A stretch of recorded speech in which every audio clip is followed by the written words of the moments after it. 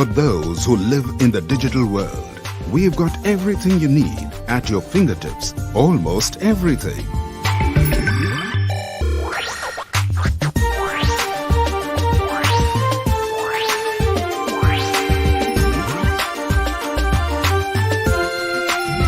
State Bank of India, the banker to digital India.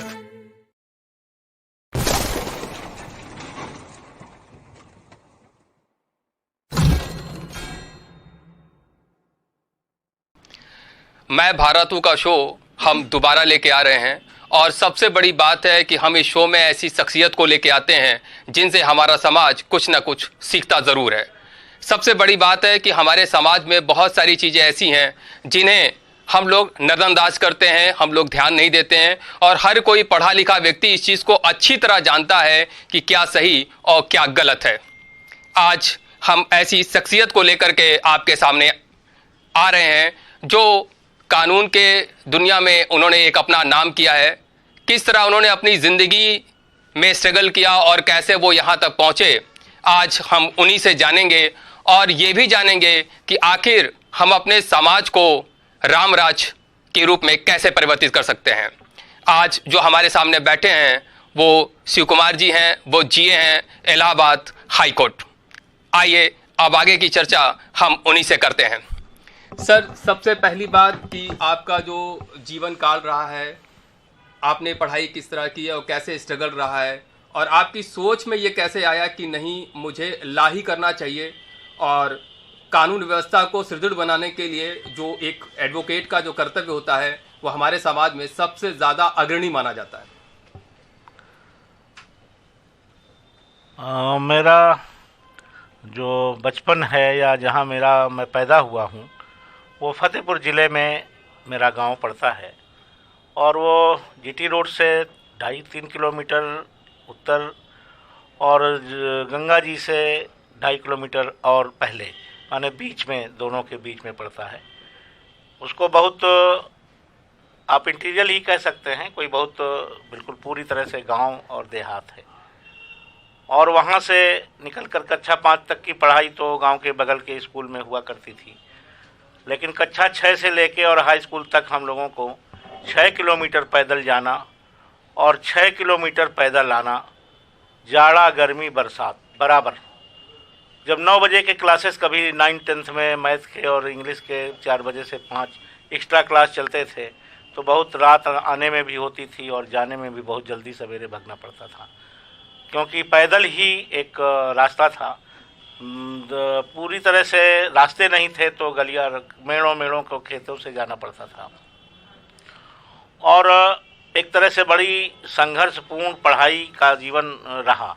बरसात में एक टाइम बरसात ज़रूर होती थी, बस्ते ज़रूर भीगते थे, पॉलीथीन के अंदर बस्ते लगा करके हम लोग चलते थे। ऐसे तो ये हाई स्कूल तक की पढ़ाई हुई। आगे इंटर तक की पढ़ाई में एक कस्बे में बिंदकी पड़ता है, वहाँ पर आना पड़ा, क्योंकि फतेहपुर ज़िले में पड़ता है। वहाँ 2 इंटर कॉलेज थे, तो 2 इंटर कॉलेजों में चूँकि मेरा एक हाई स्कूल फर्स्ट क्लास उस समय 1974 में मैंने किया, तो उस समय आया तो उसमें पूरे ज़िले में 2 लड़के केवल फर्स्ट क्लास आए थे। तो दोनों इंटर कॉलेजों को होड़ थी कि हमारे यहाँ स्टूडेंट आ जाए। इस नाते उन्होंने हमारी सब शर्तें मान लिया और उन शर्तों को मान करके मैंने कहा मैं इंटर में मैथ पढ़ूंगा, चूँकि जहाँ मैं हाई स्कूल तक पढ़ा हूँ गोपालगंज विद्यालय है, सर्वोदय इंटर कॉलेज गोपालगंज, वहाँ साइंस नहीं थी तो मैथ भी नहीं थी। तो मैंने कहा जो हमें मैथ पढ़ा देगा इंटर में, जो हमें एडमिशन दे देगा, हम वहाँ एडमिशन ले लेंगे।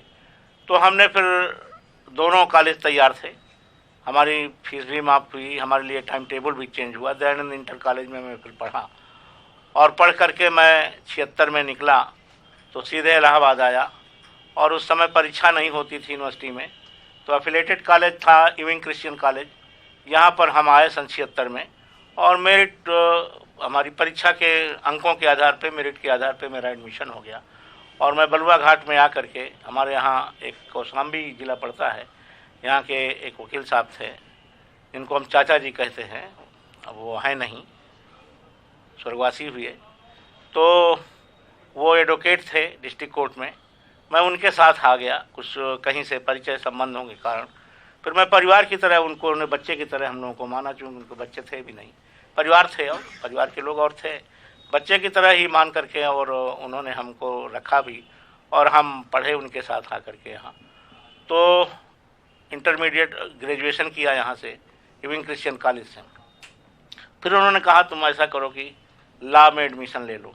हम लोग सोच के आए थे कोई कंपटीशन तैयारी करेंगे और इलाहाबाद में आकर के कोई नौकरी करेंगे, लेकिन ये उनका इनिशिएशन था कि नहीं आप इस फील्ड में आइए। तो उन्होंने एडमिशन के लिए हमें कहा कि आप जाइए और लॉ में एडमिशन लीजिए। लॉ में एडमिशन ले लिया, तो CMP डिग्री कॉलेज है यूनिवर्सिटी का, हमारा एडमिशन वहाँ हुआ और फिर हमने लॉ किया। और लॉ के बाद फिर कोई परीक्षा कभी मैंने दिया नहीं, परीक्षा कोई भी मैंने नहीं दिया कभी, और सीधे 83 में ही रिजल्ट निकला, क्योंकि सेशन लेट था, और 83 में आकर के और हमारा रजिस्ट्रेशन हो गया और मैं सीधे एक साल तक डिस्ट्रिक्ट कोर्ट में और फिर हाई कोर्ट में आ गया। और चूँकि वो थोड़ा सा संपन्न व्यक्ति थे तो उन्होंने एडमिशन, वो गाड़ी भी नहीं चलाते थे, लेकिन उस समय 82 में उन्होंने गाड़ी खरीद लिया हमको, तो मैं उनको छोड़ता था डिस्ट्रिक्ट कोर्ट में और हाई कोर्ट आ जाता था। तो हाई कोर्ट से जा करके उनको लेकर के फिर मैं बलुआ घाट पहुंचता था, बलुआ घाट से फिर मैं साइकिल से चलता था। जस्टिस SR सिंह जो आजकल यहाँ हाई कोर्ट में जज रहे, पहले वो एडवोकेट थे, तो ये अपने एक बेंच सेक्रेटरी राम सजीवन मिश्रा, ये हंडिया के पास के थे, वो ले जा करके मिलाए और फिर हम उनके जूनियर हो गए। तो हम साइकिल से फिर बलुआ घाट से और फिर हासिमपुर रोड चिल्ड्रन हॉस्पिटल के पास कमला नेहरू के आगे हम वहाँ पैदल साइकिल से जाते थे और फिर रात में लौट करके 11 बजे 10:30 बजे हम लोग लौटते थे वहाँ से। सीधे मेडिकल कॉलेज के रोड से हम लोग नहीं आते थे। उसका कारण क्या था कि उस समय बड़ा सन्नाटा रहता था, डर लगता था रात में, तो सोबतिया बाग और ऐसे करके बाई के बाग की हो करके ही लौटते थे। ये तो हम लोगों के पढ़ाई का समय रहा। वकालत में का समय ये रहा कि वकालत शुरू कर दिया। संघर्ष तो वकालत में है ही, लेकिन उन संघर्षों के एक चीज़ और आपसे पूछना चाहूँगा, जैसे आज का युवा जो है उसे लगता है सब चीज़ का शॉर्टकट है, कहते हैं ना इंडिया में जुगाड़ बहुत काम आता है, और वो हर कोई चाहता है कि मैं ज़्यादा मेहनत ना करना पड़े और मुझे एक अच्छा अचीवमेंट मिल जाए, जबकि ऐसा केवल काल्पनिक चीज़ें होती हैं, यथार्थ में ऐसा कुछ भी नहीं है। तो जो आज का जो युवा है, जो उसके अंदर अनुशासन भी नहीं मिलता है। देखिए अगर आज टीचर्स भी अगर बच्चों को डांट देता है तो गार्जियन तक फाइट करने के लिए कॉलेज चले जाते हैं। शायद आपके समय ऐसा नहीं होता था कि, तो आप इस पे आज के युवा को क्या संदेश देना चाहेंगे कि युवा जो है वो किस प्रकार की अपनी लाइफ को कैसे व्यवस्थित करे कि वो अच्छी ऊंचाइयों तक और अच्छी चीज़ों को ग्रहण कर पाए? किसी चीज़ का शॉर्टकट होता नहीं है, हमेशा मेहनत और ईमानदारी, दो चीज़ें आदमी की काम हमेशा आती हैं, और उस पर चलकर उसको जो सेटिस्फैक्शन, जो संतोष होता है, फिर वो जो भी प्राप्त करता है उससे उसको संतुष्टि मिलती है। हमारे वकालत में हमारे सीनियर्स ने भी कहा, सारे एडवोकेट्स हमारे यहाँ कहते हैं, सीनियर एडवोकेट्स भी कहते हैं, शॉर्टकट नहीं है, आप धीरे धीरे चलिए, मेहनत करिए, और इसका कोई विकल्प नहीं है। और वाकई हम लोग मेहनत करते भी थे अपनी वकालत में। हाँ, एक सामाजिक संगठन से जुड़े, जहाँ पर मुझे लगा कि ये संगठन ठीक है, समाज का काम करता है, राष्ट्रभक्ति का संदेश देता है और कोई बुराइयाँ नहीं दिखी, तो उसके नाते राष्ट्रीय स्वयंसेवक संघ का स्वयंसेवक में बन गया 78 में, और धीरे धीरे उसमें काम, केवल 2 काम किए, वकालत का काम और सीधे संगठन का काम, और यह करते करते करते करते हमारी यात्रा आगे बढ़ने लगी।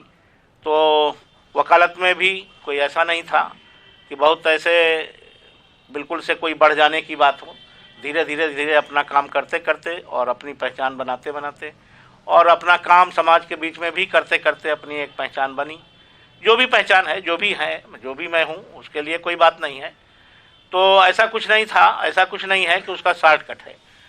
आज के युवा की पीढ़ी में भाई काम तो कोई बुरा नहीं होता, काम तो कुछ भी हो, जो भी काम आप करेंगे, आज सबका सम्मान बढ़ता जा रहा है काम वाले का। आप कोई टेलर अगर अच्छी कपड़े सिलता है तो वो कहीं भी हो, उसकी इज्जत है और उसके यहाँ भीड़ लगती है। आज जो भी काम है, कोई दुकान में अच्छा ईमानदारी से अगर वो अपने सामान को सेल करता है और अच्छा बिहेवियर रखता है तो उसके यहाँ भीड़ लगती है। आज खाने के लिए किसी रेस्टोरेंट पे चले जाइए, कहीं कुंचे की दुकान पे चले जाइए, जो भी काम है उसकी भी इज्जत होती है, तो उस वहाँ भीड़ लगती है। काम कोई बुरा नहीं होता है, काम कुछ भी करिए। और मेरा मानना ये है कि ईमानदारी को साथ में रखिए, मेहनत को साथ में रखिए, और देश के लिए, समाज के लिए जो स्वामी विवेकानंद ने कहा, बातें बड़ी बड़ी ज़रूर हैं, क्योंकि वो कहीं लिखी हुई हैं किसी महात्मा की, तो बातें कहने के लिए बड़ी हो सकती हैं, लेकिन हमारे समझने के लिए तो समझना ही पड़ेगा हमको। उन्होंने भी कहा कि भाई देश में जब तक ये हिंदू राष्ट्र है, हिंदू देश है, और जब तक कोई व्यक्ति, पड़ोसी कोई आदमी भूखा है, तब तक हमें यह गौरव नहीं प्राप्त होगा कि हम देश के अच्छे नागरिक हैं, राष्ट्रभक्त हैं। ऐसा गौरव प्राप्त नहीं हो सकता। हमारी जिम्मेदारी है इस समाज को लेके चलने की, इस देश को आगे बढ़ाने की, ये हमारी जिम्मेदारी है। और शायद उनके जीवन से अगर सीखें तो उनका जीवन सबके सामने है, कुछ बताने की ज़रूरत नहीं। कितने कष्ट उठा करके वो अमेरिका गए, अमेरिका में एक देश का झंडा गाड़ दिया उन्होंने, और जा करके कि पैसे भी नहीं थे, किराया भी नहीं था, और किस हालात में गए और किस हालात में लौटे कि उस समय से माने वहाँ के लोग उनके दीवाने हो गए। तो ऐसे स्वामी विवेकानंद रहे, ऐसे ढेर सारे संत हमारे यहाँ रहे, तो हमको उनके जीवन से भी सीखना चाहिए।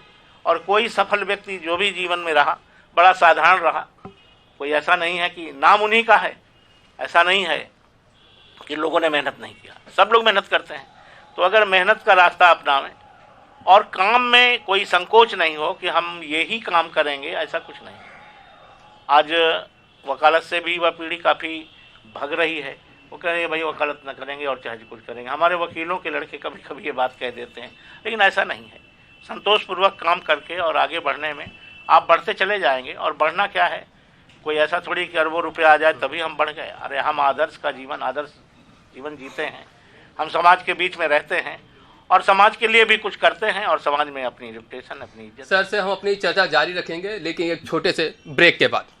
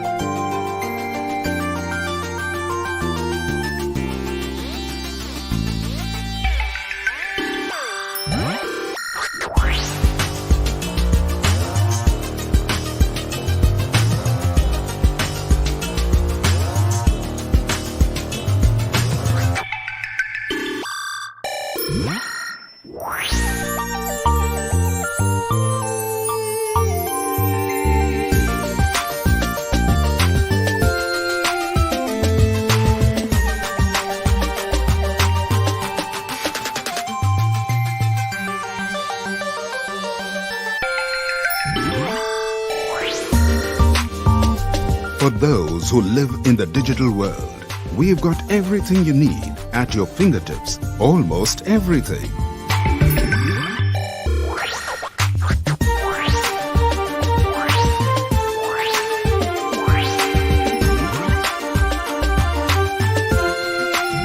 State Bank of India, the banker to digital India.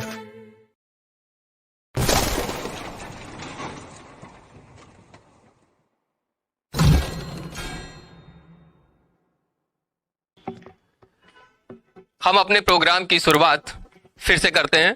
और सर, सबसे बड़ी बात यह है कि जैसे हम लोग अभी देखते हैं, हमने उन लोग ने आरटीआई भी दाखिल की, उसमें भी पता चला कि जिस प्रकार से गाड़ियों में आज की डेट में एक प्रचलन आ गया, जबकि 90 दशक के बाद ये प्रचलन शुरू हुआ कि चाहे वो नेम प्लेट पे हम एडवोकेट्स लिखते हैं, पुलिस लिखते हैं, उस पर प्रेस भी लिखा जाता है, प्लस कोई लिखता है कि मैं Indian army, Indian air force, navy, जबकि साफ साफ डिफेंस मंत्रालय ने भी साफ साफ कहा कि ऐसी किसी भी गाड़ी में कोई चीज लिखी रहती है तो उसको सीधे सीधे आप सील कर दीजिए। ये साफ साफ आदेश है। और कोर्ट ने भी संज्ञान लेते हुए बहुत सारे इसमें नियम कानून भी लगाए, क्योंकि कोई भी टेररिस्ट गतिविधियां हैं या कुछ भी है, जैसे अभी रोहिणी कोर्ट में हुआ, लोग वकील का कोट पहन करके अंदर गए थे जिन्होंने फायरिंग की। तो ये सब बहुत छोटी छोटी चीजें हैं। क्या इसका इम्प्लीमेंट करना हमारे देश में इतना मुश्किल है, जबकि हम बताते हैं कि हम जो एजुकेटेड हैं वो इसकी पहल कब से शुरू करेंगे? मैं समझता हूं कि माननीय प्रधानमंत्री जी ने इसका शुभारंभ कर दिया। और ऊपर से जब चीज़ें आती हैं तो नीचे फॉलो करने में कोई दिक्कत नहीं होती, क्योंकि फॉलो अप बड़ी ऊपर से देख करके ही करते हैं। तो हमारे यहाँ देखिए जजेज लाल बत्ती लगा के चलते थे, हैं भी, संवैधानिक पोस्ट है, इतनी बड़ी जगह है जहाँ लाल बत्तियों पे ही चलते थे, लेकिन उन्होंने भी अपनी स्वेच्छा से ही लाल बत्ती छोड़ दिया। उन्होंने लाल बत्ती छोड़ दिया। प्लेट लगाना, नेम लिखना, ये तो बहुत साधारण सी बात है, ये तो बड़ी आसानी से छूट सकती है। थोड़ी सी सख्ती भी इस मामले में होनी चाहिए और सख्ती से संदेश चला जाएगा। और हमको स्वयं भी, अगर पुलिस ना भी कहे, कोई ना कहे, तो अगर चीज़ों की जानकारी है तो इन चीज़ों को स्वयं भी नहीं करना चाहिए। इस समय मैं बराबर यहाँ अपने ऑफिस में आता रहा, एक दिन भी ऐसा नहीं हुआ कि मैं कोविड के समय यहाँ ना आया हूँ। तो हॉट स्पॉट लगा देते थे, बंद कर देते थे कि इधर कोविड के लोग हैं इसलिए उधर जाने से मना करते थे। तो खुलदाबाद थाने के पास लगा हुआ था, मैं आ रहा था उधर से, करेली की तरफ से, बल्लभा घाट से आता हूँ, मेरा कल्याणी देवी से।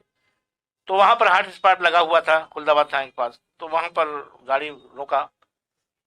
उस पीछे चौराहे जाओ, चौराहे से लुकरगंज जाओ, लुकरगंज से पुल के पास से निकल करके जाओ। हमने अपनी गाड़ी मुड़वाई और पीछे गया, मेरा गनर भी साथ में था, तो भी पीछे से गया लुकरगंज हो करके, और फिर मैं हाईकोर्ट चला आया। कुछ नहीं लगा, साधारण सी बात थी, नियम का फॉलो है। उसने कहा कि इधर से नहीं, पीछे से जाना है, गाड़ी पीछे किया, चला आया।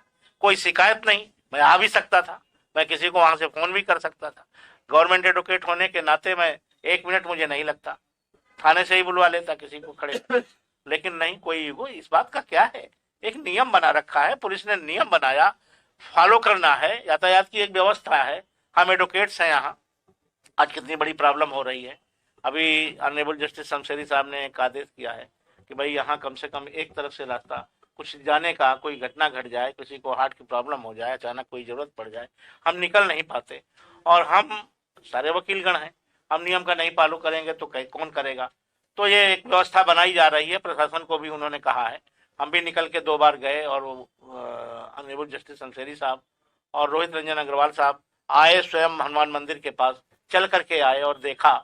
उनको बताया गया कि ऐसे ऐसे जाएंगे और पानी की टंकी से ऐसे ऐसे करके निकलेंगे, तो एक साइड राउंड में और हाईकोर्ट के सामने से राउंड में वहां तक खाली रहेगा, कहीं से गाड़ी निकल सकती है। अब ये नियम की बात है, अगर ये नियम बन गया, निकल गया पेपर में, और ऐसा एक प्लान बन गया, अगर पुलिस ने बना दिया, तो हमको फॉलो करना चाहिए। अगर यातायात का जो भी व्यवस्थाएं तब चलेंगी जब सब लोग मानेंगे, नहीं मानेंगे तो व्यवस्थाएं चलेंगी नहीं, फिर उसी में मुकदमेबाजी होती है, फिर मारपीट होती है, फिर कानूनी होती है, फिर झगड़े होते हैं, ये उसके परिणाम है। सर इसी चीज में एक छोटी सी चीज देखा जाए ना कि जैसे मैं भी यहाँ देखता हूँ तो लोग क्या कहता है, पहले आगे वाला कभी हेलमेट लगाता है, कभी दोनों नहीं लगाते, लेकिन जैसे सवेरिया कैंट आता है, जैसे उसे लगता है कि आर्मी के अंदर जाना होता है, तो वो दोनों लोग हेलमेट लगा लेते हैं, और जैसे बाहर आते हैं फिर हेलमेट उतर जाते हैं। तो ये मानसिकता कब चेंज होगी लोगों के अंदर? वो ऐसा है कि थोड़ा सा कभी जब दबाव बनता है, वहाँ क्यों मानसिकता रहती है कि लगा लीजिए, उनको लगता है कि हम पकड़े जाएंगे, यहाँ हम अंदर भी किए जा सकते हैं, और इतना रिस्ट्रिक्शन है वहाँ, इसलिए कभी कभी प्रशासन का भय भी होना जरूरी रहता है कि यदि हम हेलमेट लगा करके आगे जाके उतार लेते हैं, उनको लगता है कोई पकड़ेगा नहीं, कोई बोलेगा नहीं। लेकिन अगर ये पकड़ने का और टोकने का और रोकने का अगर ये क्रम जारी हो जाए, तो निश्चित रूप से हमारे वो अभ्यास में आ जाएगी। जैसे हेलमेट लगा के काफी लोग चलने लगे, इधर लंबे अंतराल के बाद मैं देख रहा हूँ कि हेलमेट लगा करके आदत बन गई है। जैसे हमारे बच्चों का है, वो हेलमेट रखा रहता है बाहर दरवाजे पे ही, वो घर के अंदर भी नहीं लाते, दरवाजे पे रखा है, वहीं से उठाया वहीं से चले गए, आदत में आ गया। वो आदत में आ गया तो चले गए। पहले क्या करते थे, गए चौराहे में पकड़ के, पुलिस ने पकड़ लिया, फिर वो किसी तरीके छूट छाट के आए। तो अब धीरे धीरे रिस्ट्रिक्शन लगा, उस रिस्ट्रिक्शन के नाते तो कभी कभी कुछ चीजों पर पाबंदी लगानी। क्या हर चीज के लिए नियम कानून थोपना जरूरी है? क्या हम लोग अपने से इस चीज को अपना नहीं सकते? नहीं, अपने से ही अपनाना अच्छा है। हमको नियमों का पालन स्वयं ही करना पड़ेगा। हम लोगों को तो यही सिखाया गया और हम लोग यही सीख मान करके चलते भी हैं। संघ में भी कहा जाता है, हमारे संगठन में भी, कि भाई देखिए, आप नियमों का, सरकारी नियम है, जो भी कानून बना हो उसका पूरा पूरा पालन करिए और अपना काम करिए। सर एक छोटी चीज और मैं पूछना चाहूंगा कि जैसे हम लोग अपने घर परिवेश में रहते हैं, अगर आप किसी भी सरकारी बिल्डिंग में जाके देखिए तो आपके हर दीवार पे कुछ कलर दिखते हैं। कोई पान खा के थूकता है, कोई गुटखा खा के थूकता है, कोई ऑफिस में अपने थूक रहा है, लेकिन जब उनके घर जाइए तो वो कहीं दीवार पे कुछ भी नहीं दिखता। एक सिंपल सी चीज है, जो ऑफिस है वो भी आपका घर है, जो इस आप बाहर सड़क पे कुछ भी खाते हैं फेंक देते हैं, उसको डस्टबिन कोई नहीं डालना चाहता। आज गवर्नमेंट करोड़ों रुपए केवल इस प्रचार में खर्च कर रही है स्वच्छ भारत अभियान में। तो जो चीज हम अपने घर में नहीं करते, आखिर ये धरती भी तो अपनी है, इसको हम भारत माँ बोलते हैं और हम इस देश की देश प्रेम की बात करते हैं, तो इसको साफ करने के जो अंदर की इच्छा शक्ति है वो कब जागेगी? वो धीरे धीरे होगा, जब लोगों को ये लगने लगेगा कि ये देश हमारा है, राष्ट्र हमारा है, समाज हमारा है, और ये सारी चीजें जितनी हैं ये सब राष्ट्र की हैं, और हमारा घर और परिवार भी राष्ट्र का है, हम भी राष्ट्र के हैं। जब ऐसा भाव धीरे धीरे मन के अंदर आने लगेगा तो यह काम पूरा हो सकेगा। उनको लगेगा कि ये नहीं, सफाई की जगह, मैं तो कभी देखा हाई कोर्ट में भी अपनी नई बिल्डिंग जब बनी, नई कोर्टें बनी है पीछे की 61-63 के बाद की, तो वहाँ की भी स्थिति यही थी। इतना बढ़िया साफ सुथरा, कहीं जगह नहीं थी कि वो पान खा करके थूका जाए तो कहीं रुक सके, तो बह करके आता था। धीरे धीरे खत्म हो गया, अब नहीं पान का वहाँ बहता है। माने धीरे धीरे लोगों में ये समझ आ गई कि नहीं, मुझे नहीं थूकना चाहिए। तो समाज के अंदर एक राष्ट्रीयता का भाव जो पैदा करने का एक क्रम है वो चलना चाहिए। ये देश भी है, समाज भी अपना है, राष्ट्र भी अपना है, और यहाँ की संपत्ति भी अपनी है। जिस दिन ये भाव हो जाएगा, मैं जब यहाँ आया तो मैंने कभी कभी देखा कि कई बार टोकना पड़ा, हमारे रैक्स उतरे और हमारे लान पे पड़े हुए हैं। मैंने कहा रखवा दो अंदर भाई, जिसके जहाँ अलर्ट हुए हों, जिनको मिल गए हों, अपना ले जाएं।